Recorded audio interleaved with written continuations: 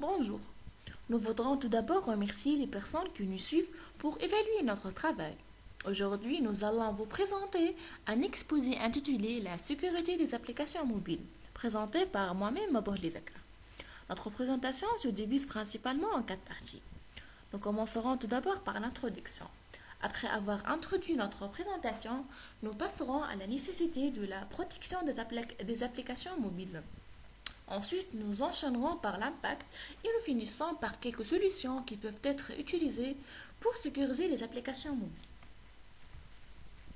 D'ici vers 2020, selon une estimation effectuée par Gartner, on trouve que 80% des accès utilisateurs aux applications d'entreprise se feront via les mobiles.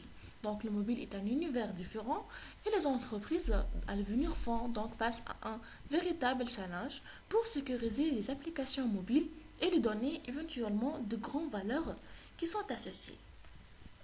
À la fin du 2011, nous recensons 6 milliards d'abonnements mobiles.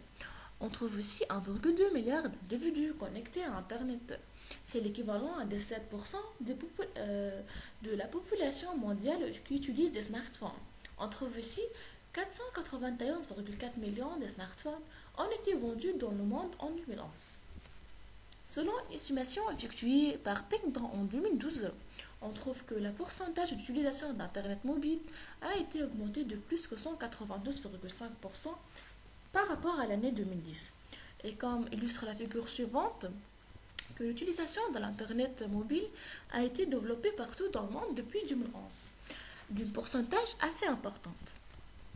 Donc, à quoi sert notre mobile aujourd'hui? Les catégories les plus couramment recherchées sur Internet sont les actualités, le météo, les réseaux sociaux comme Facebook, Twitter, etc., des recherches Wikipédia et les cartes géographiques comme Google Maps. Pour le navigateur mobile, utilisé pour les banques en ligne, les voyages, le commerce, les actualités, les vidéos, le sport, etc. Et pour les applications comme les jeux et les musiques. Donc, pour l'état de l'environnement mobile, il y a plus de 400 000 applications Android sur Google Play. Pour iPhone et iPad, les utilisateurs ont le choix entre plus que de 650 000 applications iOS. Pour l'utilisation des applications, on trouve que 2 sur 3 des utilisateurs utilisent des applications quotidiennes. Les utilisateurs ont en moyenne 12 applications installées. À part les applications téléchargées qui atteignent en 2012 le 50 milliards. Donc, les attaques de malware sur le mobile ont augmenté de 155% depuis l'année dernière, toutes plateformes confondues selon Juniper.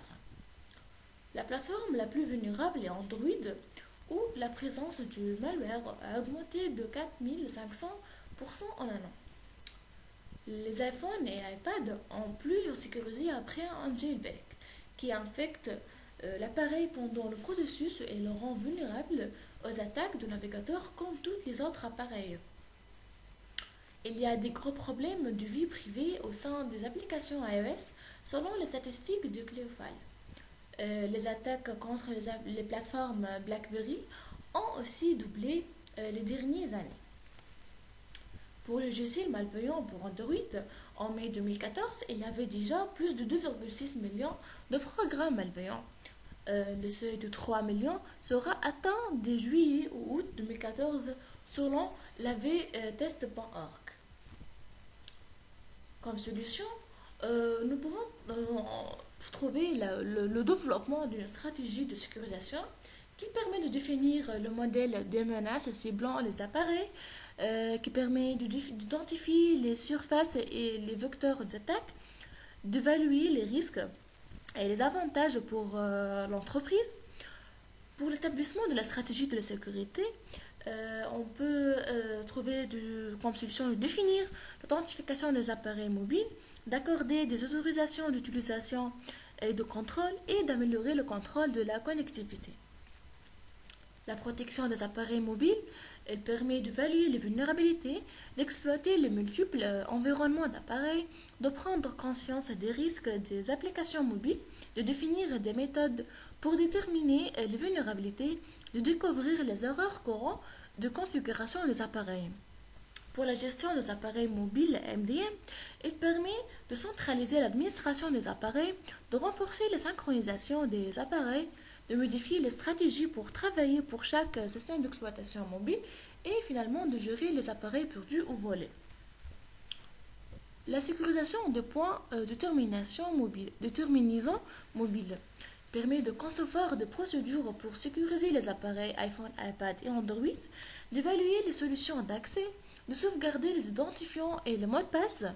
Pour l'amélioration de la sécurité des données, il permet de maintenir la configuration et l'intégrité des données, d'appliquer le chiffrement du disque entier et des fichiers, d'évaluer les techniques de chiffrement du matériel. Aussi, on trouve comme solution d'établir une communication sécurisée pour l'accès à distance, qui permet d'utiliser une technologie VPN TLS correctement et bien sécurisée, d'évaluer les clients rares pour les appareils mobiles et d'autoriser la connectivité à distance. Pour l'intégration de la sécurité dans le processus de développement d'une application, il permet d'appliquer les directives de développement sécurisé. Il permet aussi de mettre en œuvre les techniques d'encodage sécurisé et finalement de différencier les vulnérabilités logicielles et de langage de programmation. Pour la mise en œuvre de la sécurité des applications mobiles, qui permet de protéger les données des interfaces utilisateurs, permet aussi de stocker les données dans le trousseau d'accès iOS et Android, de mettre en application l'authentification des utilisateurs, de gérer efficacement les sessions et de définir les limites de confiance. Et nous vous remercions de votre attention et nous sommes prêts à répondre à vos questions. Au revoir.